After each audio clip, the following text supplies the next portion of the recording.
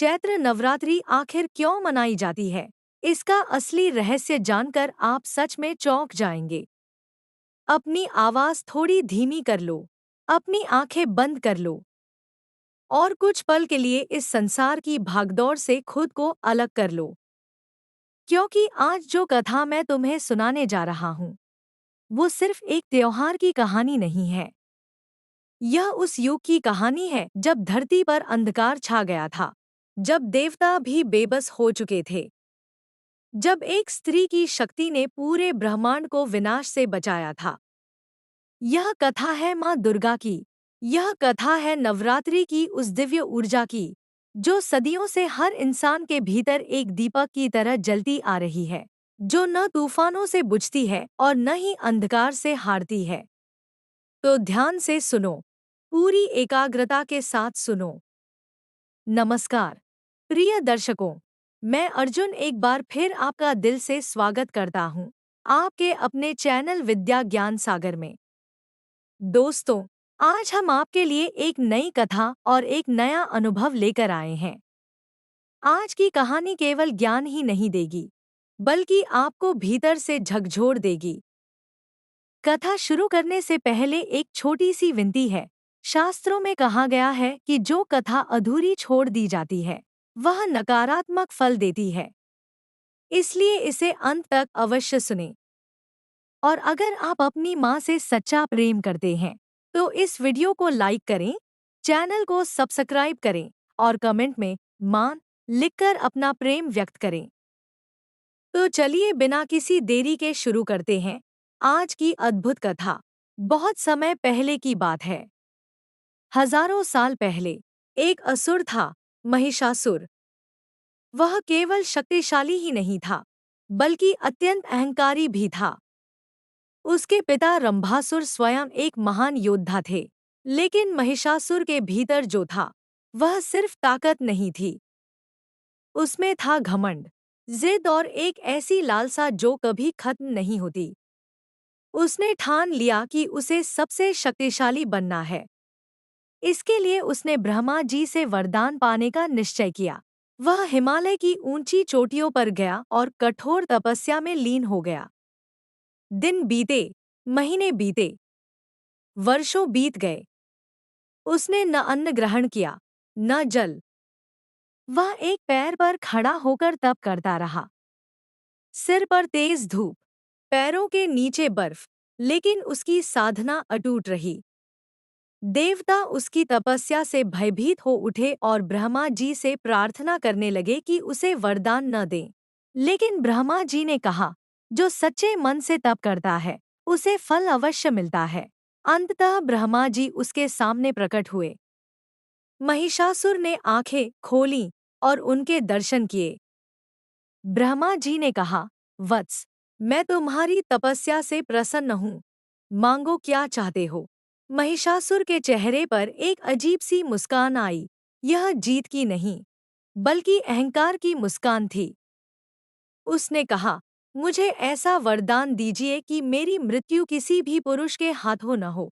न देवता, न मनुष्य, न यक्ष, न गंधर्व, कोई भी मुझे न मार सके।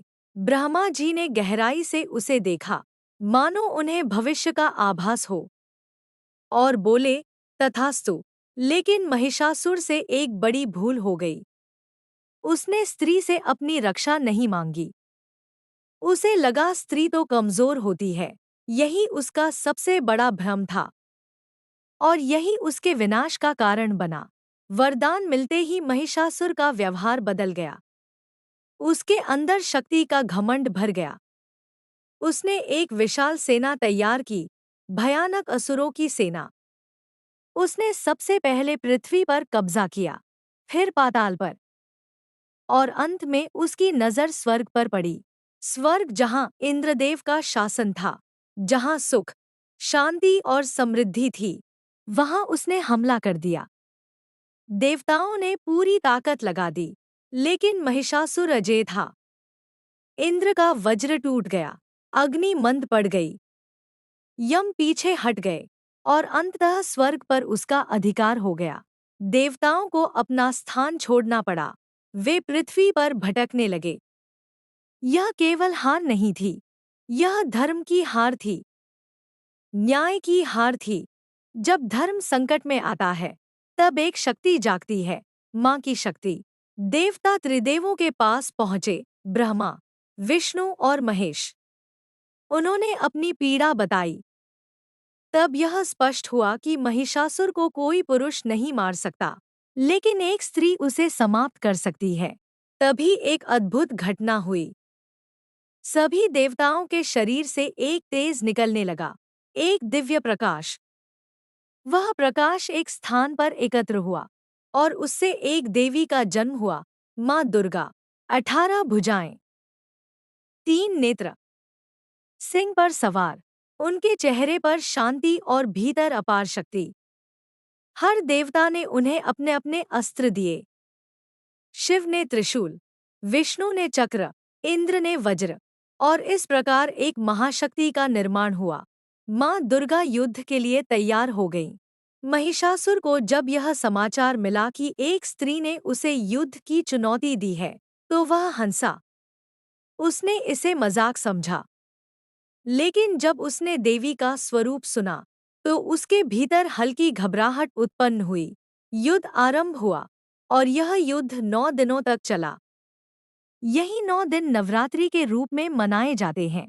पहले दिन माँ शैलपुत्री, दूसरे दिन माँ ब्रह्मचारिणी, तीसरे दिन माँ चंद्रघंटा, चौथे दिन माँ कुष्मांडा, पांचवें दिन माँ स्कंदमाता, छठे दिन माँ कात्यायनी, सातवें दिन माँ कालरात्रि, आठवें दिन माँ महागौरी, नौवें दिन माँ सिद्धिदात्री।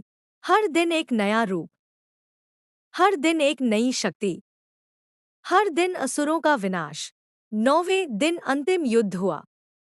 महिषासुर बार बार रूप बदल रहा था, लेकिन माँ की दृष्टि से कुछ छिप नहीं सकता था। अंततः माँ दुर्गा ने त्रिशूल उठाया और एक प्रचंड प्रहार किया। महिषासुर का अंत हो गया। तीनों लोकों में शांति छा गई। देवताओं ने जयकार की। स्वर्ग वापस मिला। धर्म की पुनः स्थापना हुई। और इसी विजय का उत्सव हम नवरात्रि के रूप में मनाते हैं।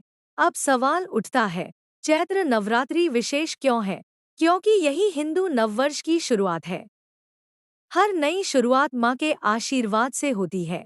और एक और रहस्य है, भगवान राम का। जब रावण से युद्ध से पहले भगवान राम ने माँ दुर्गा की पूजा की, 9 दिन तक उपासना की, तब जाकर उन्हें विजय प्राप्त हुई। इसलिए यह केवल त्योहार नहीं, यह जीवन का सत्य है। जब भी जीवन में अंधकार हो, माँ को याद करो। जब भी संकट आए, माँ की शरण में जाओ। जब भी सफलता मिले, माँ का धन्यवाद करो, क्योंकि माँ हमेशा थी, हमेशा है और हमेशा रहेगी। नवरात्रि की हार्दिक शुभकामनाएं। जय माता दी।